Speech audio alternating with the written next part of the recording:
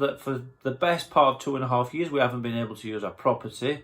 For 2.5 years, not being able to use your kitchen and the lower half, or 1/3 of your property, I will leave that to the person that's watching to sort of glean my feelings and our feelings at that time.